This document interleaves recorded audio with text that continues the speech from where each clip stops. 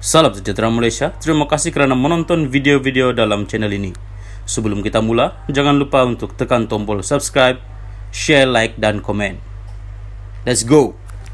Salam sejahtera dan selamat tengah hari kepada semua pendengar. Salam perpaduan berita kali ini dipetik dari Malaysia Kini bertajuk Zahid, mudarat lebih besar jika BN bersama PN. Berita penuh, keputusan BN untuk bekerja sama dengan PH bagi menubuhkan Kerajaan Persekutuan selepas PRU15 dan bukannya dengan PN seperti penggal lalu adalah kerana kerjasama dengan PN akan membawa lebih banyak mudarat, kata pengurusinya Ahmad Zahid Hamidi. Zahid berkata BN membuat analisis berkenaan gabungan politik mana yang akan membawa paling kurang mudarat kepada BN dalam jangka panjang. Kami buat analisis bukan sahaja sekarang tapi untuk jangka sederhana dan panjang. Mudarat mana yang kurang yang boleh terus relevankan UMNO, katanya dalam wawancara yang disiarkan secara langsung di YouTube NR Channel semalam. Majlis tertinggi MT, UMNO putuskan lebih banyak mudarat dengan PN. Mereka bertanding di kawasan sama yang kami bertanding di kawasan Malay Belt yang ada kelompok Melayu. Kita berperang di gelanggang yang sama, katanya. Justru katanya lagi, UMNO memilih untuk berpihak kepada PH kerana ia akan menjamin survival politik parti itu dan BN. Bersama PH, UMNO ada potensi besar untuk menang semula kawasan yang dulu dapat kurang undi. Kita boleh gali semula potensinya, katanya. Tanpa menyebut sebarang nama secara khusus, Zahid mendedahkan ada 2 ahli MT yang tidak setuju dengan kerjasama dengan PH. Tak lebih 2 orang anggota MT yang tak setuju, katanya sambil menambah walaupun ada perbezaan pandangan, semua perlu akur apabila MT sudah mencapai keputusan muktamad. Adakah ini tidak demokratik? Adakah saya guna kuasa autokratik? Ataupun saya seorang diktator yang buat keputusan sendiri? Saya jaga kepentingan parti, katanya.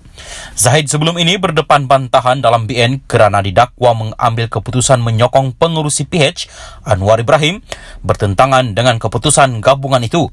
Pemimpin MCA dan MIC juga menggesa Zahid meletakkan jawatan sebagai pengurusi BN.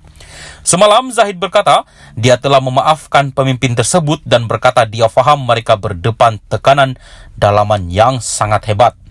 Timbalan Perdana Menteri itu juga berkata dia telah memaafkan 10 ahli parlimen UMNO yang dikatakan menyokong pengurusi PN Muhyiddin Yassin untuk menjadi Perdana Menteri ke-10. Jangan dikenang peristiwa yang sudah berlalu. Mari kita move on, katanya. Bentuk gagasan baru, perkukuhkan parti, siap siagakan parti untuk hadapi landscape politik baru. Ketepikan perbezaan antara kita, katanya. Mengulas rasa tidak senang beberapa pihak terhadap kerjasama UMNO dengan DAP dalam kerajaan, Zahid berkata, kemarahan itu patut halakan kepada bekas Perdana Menteri Dr. Mahathir Mohamad. Menurut Zahid, Mahathir patut dipersalahkan kerana mendoktrin selama 22 tahun dan memberi gambaran yang sangat negatif terhadap DAP.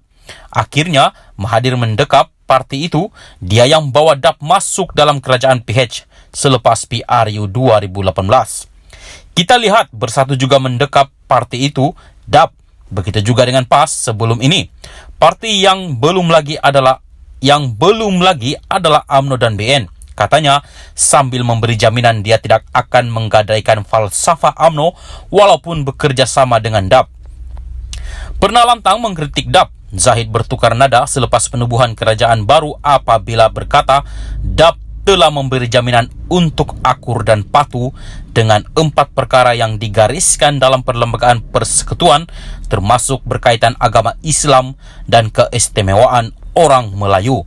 Zahid kemudian berkata BN yang hanya meraih 30 kerusi parlimen sepatutnya bersyukur kerana mendapat jawatan menteri yang lebih banyak berbanding DAP yang menang 40 kerusi parlimen. Kita bernasib baik, kita hanya menang 30 kerusi, diberikan 6 jawatan menteri penuh. Ada parti yang menang 40 kerusi tapi dapat 4 menteri sahaja. Tak bersyukur kepada Allah jika tak berterima kasih kepada yang memberi. Terima kasih kepada Anwar kerana beri peluang untuk kita jadi menteri dan timbalan menteri, katanya apabila ditanya jika BN berpuas hati diberikan 6 jawatan menteri dan 6 jawatan timbalan Perdana Menteri. Timbalan menteri minta maaf. Salam sejahtera dan selamat petang kepada semua pendengar. Berita petang ini dipetik dari Malaysia Kini bertajuk Khairi kini ahli UMNO bahagian Sungai Buloh. Berita penuh.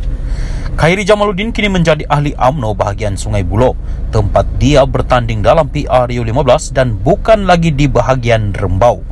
Khairi berkata, dia memutuskan untuk memindahkan keahliannya ke Sungai Buloh kerana berasa tidak adil jika dia mengabaikan kawasan itu setelah tewas dalam PRU lalu. Saya tidak suka tinggalkan begitu saja dan saya rasa tidak adil kepada tuan-tuan dan puan-puan. Saya datang ke sini sebagai calon bidan terjun berprofil tinggi. Bila tidak menang lepas itu terus cabut cari tempat lain, katanya seperti dipetik Sinar Harian semalam. Khairi menjadi ahli Parlimen Rembau selama 3 penggal bermula 2008.